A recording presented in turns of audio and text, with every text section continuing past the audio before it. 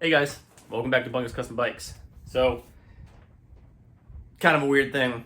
I was editing the video on rebuilding the Shovelhead, and I realized that it was almost an hour long. So, we split it up.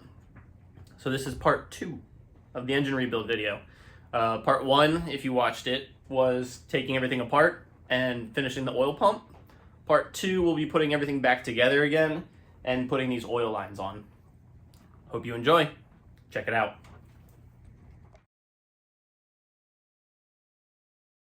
So I'm just getting a wire wheel and I'm cleaning the carbon buildup off the pistons before we put the cylinders back on. So I just got that one done, and I'll get this other side. And we also need to scrape the gaskets off the top side of the block before we put the jugs back on. And as you can see, I'm just using a wire wheel and the drill and just kind of getting at it. This front piston had a lot more carbon on it than the rear piston did, which is interesting.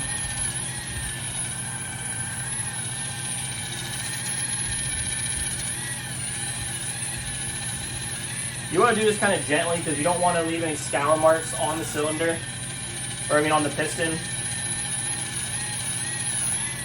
Because that could, of course, affect how the engine's going to run. Really, you're just looking to get most of that carbon off. And this isn't a necessary step, but, you got it out, might as well. And I'm not getting it perfect, and then I'm just wiping this with a rag that's got some oil on it.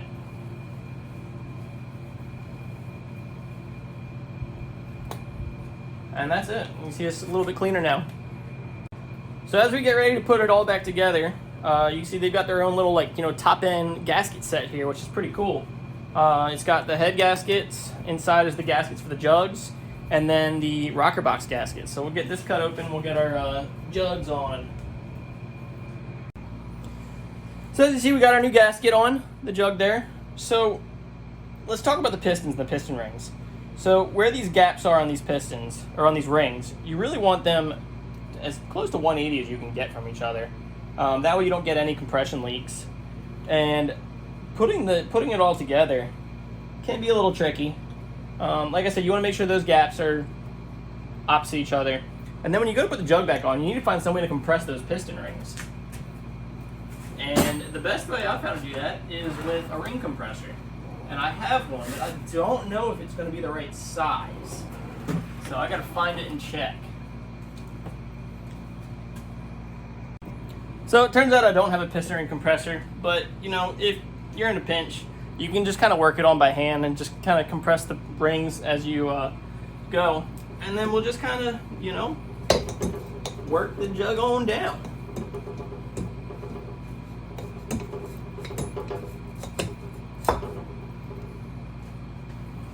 And once we get lined up with our bolts, we'll just kind of line it up.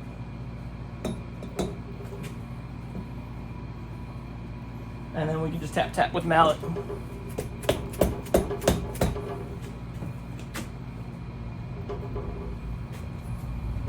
Not a whole lot to it.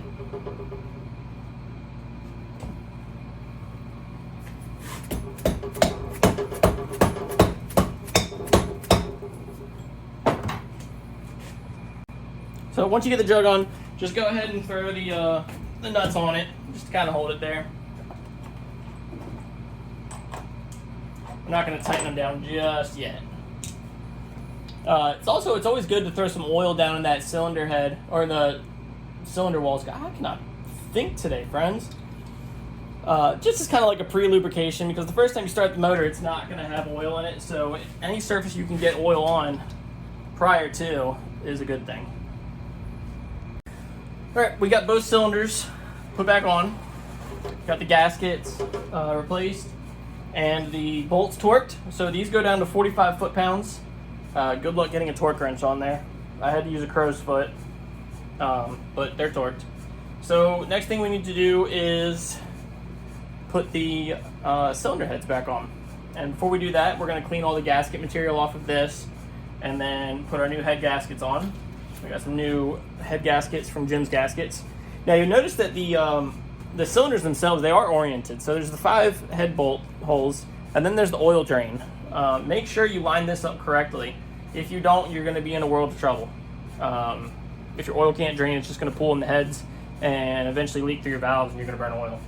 So let's get that done next. Let's go ahead and get these cylinder heads on next. Like I said, I want to clean this mating surface of all the old gasket, and then we'll put our cylinder heads back on.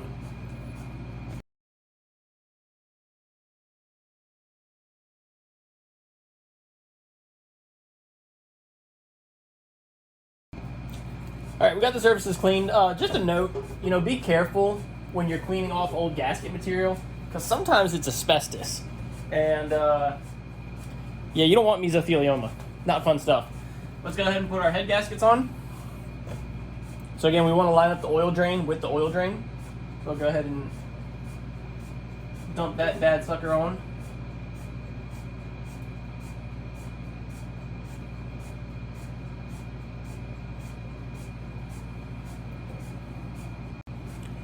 So as I was going to put this together, it kind of dawned on me that this motor is bored 20 over.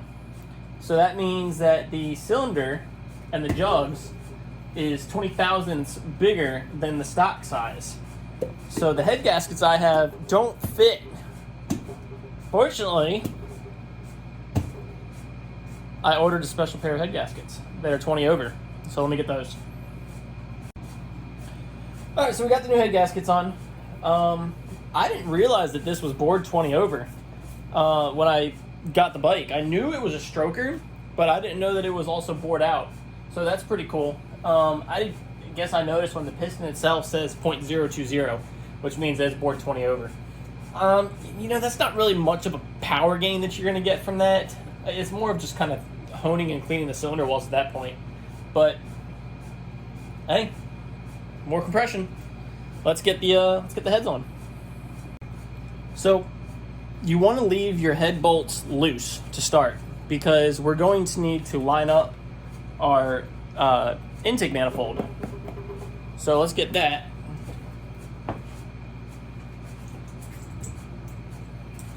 And we got our new rubber gaskets for that.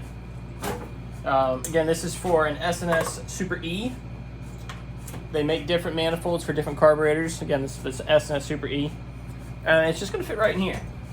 And we want to make sure that we, to the best we can, get this fit in here tight.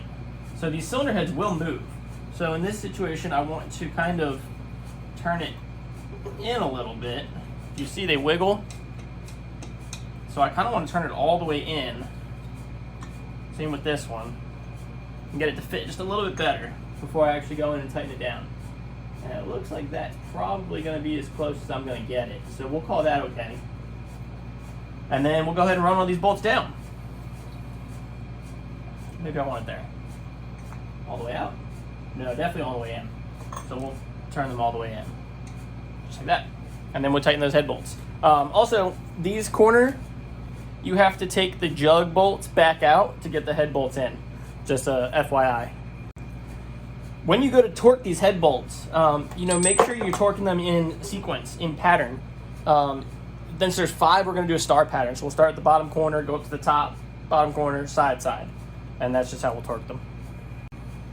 So the heads are on, they're torqued. These go to 60 foot-pounds since we reused the old head bolts. Seems like a lot, but it's not too bad.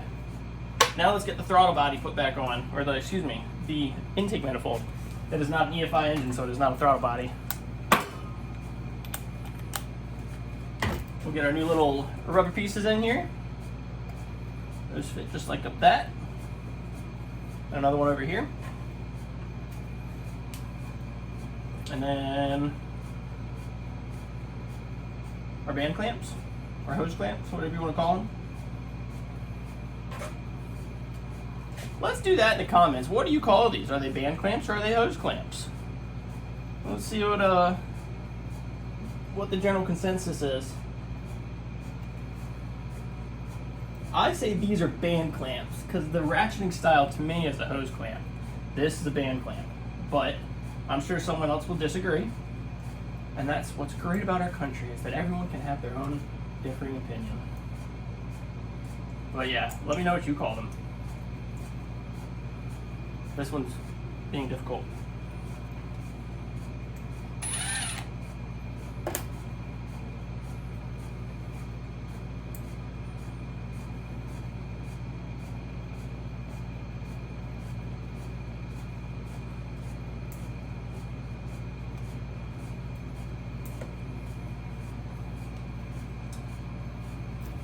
one's being very difficult.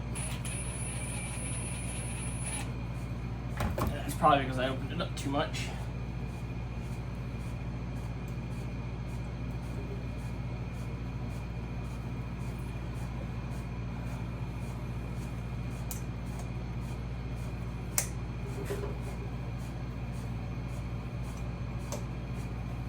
Not gonna work. Our intake manifold in there. Maybe not. Let's try again. All right, we got the intake manifold on. I just had to take these band clamps apart and actually put them on over the rubber, and that's fine, whatever. So, next thing I want to do is we'll put the rocker boxes back on, but first we need to put the push rods on. So let's do that next. So this is when it becomes useful. Like as you see, I labeled it rear intake. So this is going to go in the rear cylinder for the intake cylinder, or for the intake manifold. Before we do this, there is little gaskets that go in here, and they're made of cork. That's what these are here. There's 4 on the bottom, and then each rocker box has 2. So those just fit down in there. See little cork gaskets. And that one will fit down in there. And then we can go ahead and get our push rods put in.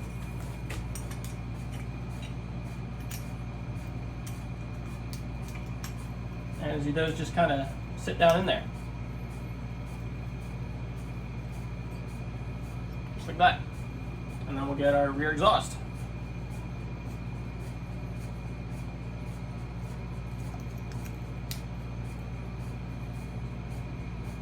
Just like so. Not much to it. And we'll do the same thing with the front. So I'll get my little gaskets.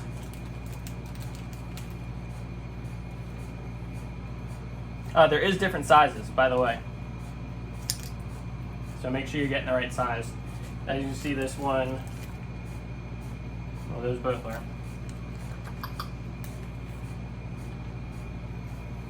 See the difference in size? This one's much bigger. We'll get that, and then let's go get our other 2 push rods.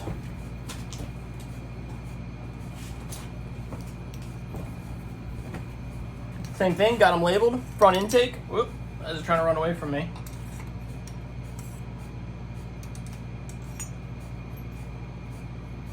Get that nice and seated in there. That's gonna keep trying to fall. And then this one would be our front exhaust.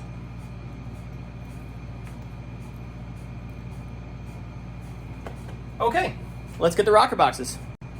So for the rocker box, the same thing. You've got these little spots here that these cork gaskets go into. The smaller ones go on the rocker box, whereas those bigger ones go down there on the case. And just kind of push them home until they're seated.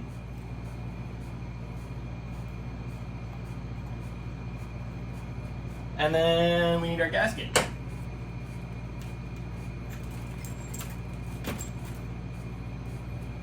Gasket.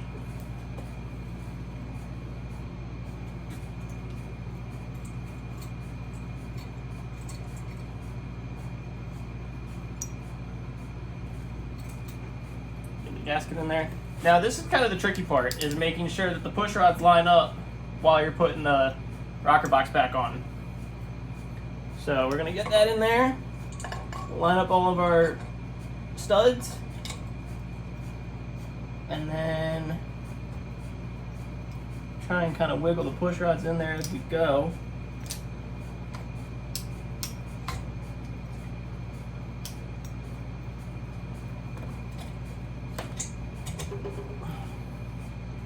And this is where it's gonna get a little tricky, because this one is in the middle of the intake stroke. So I'm gonna be fighting against that valve pressure to get this tightened down. So we just wanna make sure that, there we go. Yeah. Just wanna make sure that these push rod guides are kind of landing where they need to, but as you can see, I'm still fighting that spring pressure in the front there. So as we tighten them down, we'll do it sequentially and make sure we get it all tied down where it's supposed to be. Next, let's do the front cylinder. Got both the rocker boxes on. Now let's go ahead and start putting all the nuts back on. And there's a lot of them. Let's see, there's 4, 8, 9, 18. So let's just start getting those all put together.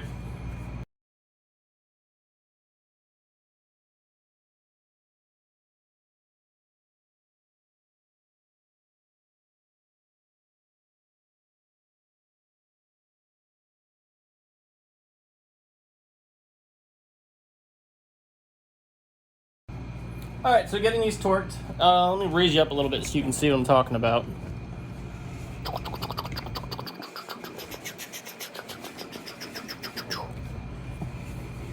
Ah!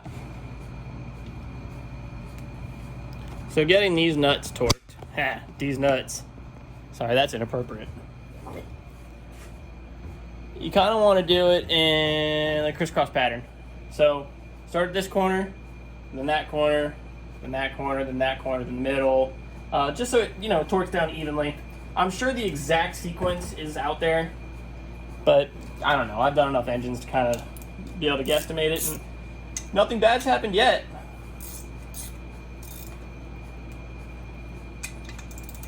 And you're going to have to do these a couple times because a lot of them are going to loosen up as you're tightening others, and that is A-okay.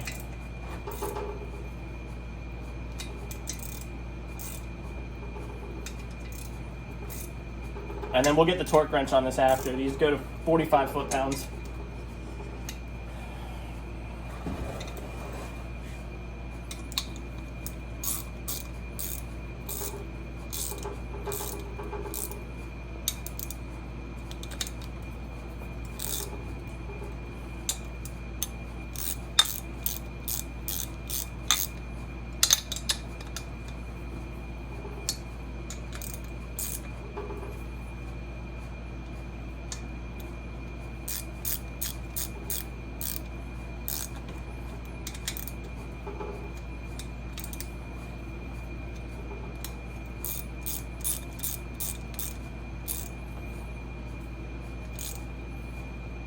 Alright, we'll go back to this one.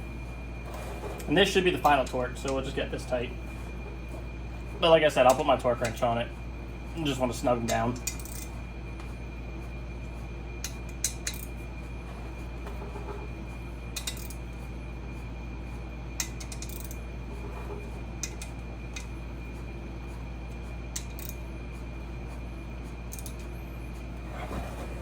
And then we'll do this side one last time.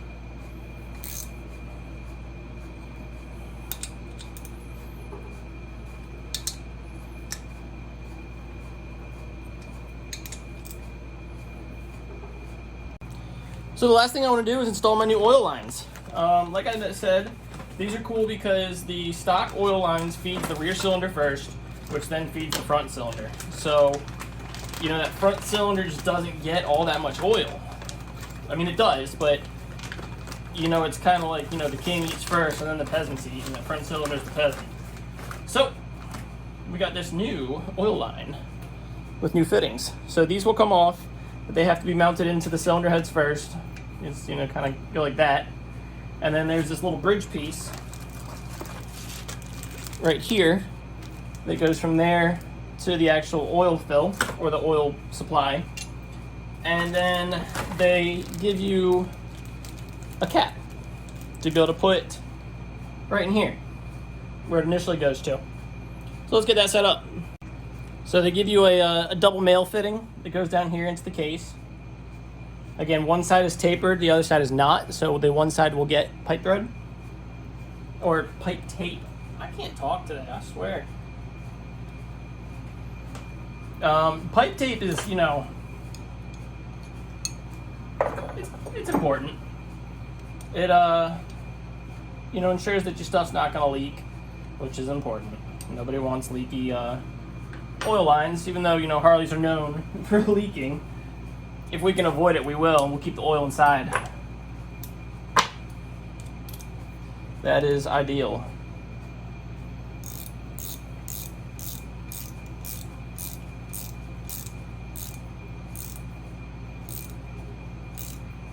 And we don't want to over tighten this because you can strip it. We just want to get it nice and snug. Next is this little, short piece. So they make a note. They say that the small 90-degree bend right here, this one, goes to the case, and this side goes to the oil lines. So we'll feed it around our rocker arms here, or our push rods. And we'll just kind of get this threaded on loosely. That way we can adjust it as necessary. Yeah, see, we can still wiggle it a little bit. And these are compression fittings, so that's kind of cool. Next, we're going to take our little wishbone and unscrew that.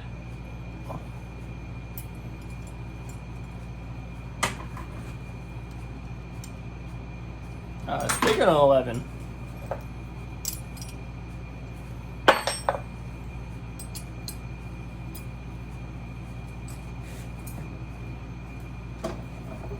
We'll put it in the vise to get it loose.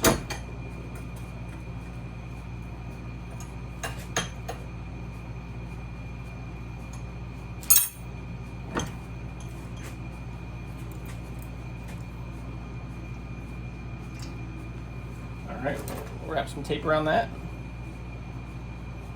This does have to go in a certain direction. You want it to go clockwise. That way it doesn't unthread as you screw your fitting on.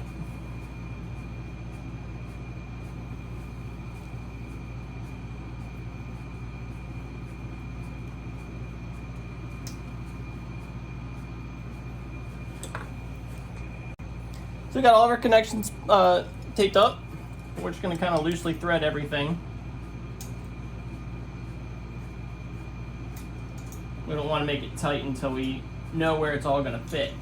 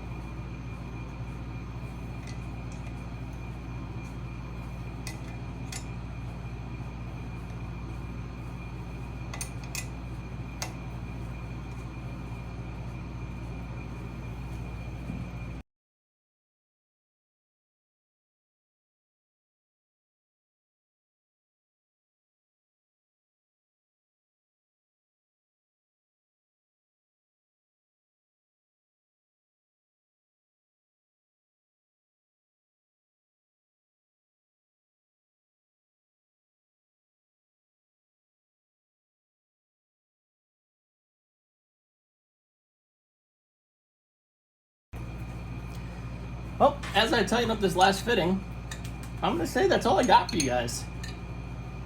I say that all. We did a lot. I know I didn't do too much to the engine. I just kind of opened it up, made sure it was mechanically sound. You know, I bought this bike, I won't say sight unseen, but, you know, people say they do work on things, and you just never know if it's good, trustworthy work, or if it's stuff you're going to have to go back and unscrew, both literally and figuratively. But it turned out this thing looked great. I mean, the cylinders had been redone, the pistons looked good, the valves were all good. I mean, the push rods were clean, the oil that came out of it was clean. So, I mean, there really wasn't a whole lot to do. The bottom end didn't have any play to it, so we just kind of rolled with it. I'm actually really happy that it came out so good. We'll just hope that it runs just as good, right? But anyways, I hope y'all liked the video, and as always, please like and subscribe if you haven't already. Hit the little notification button, you know, do whatever you gotta do. But more importantly, stay riding, friends.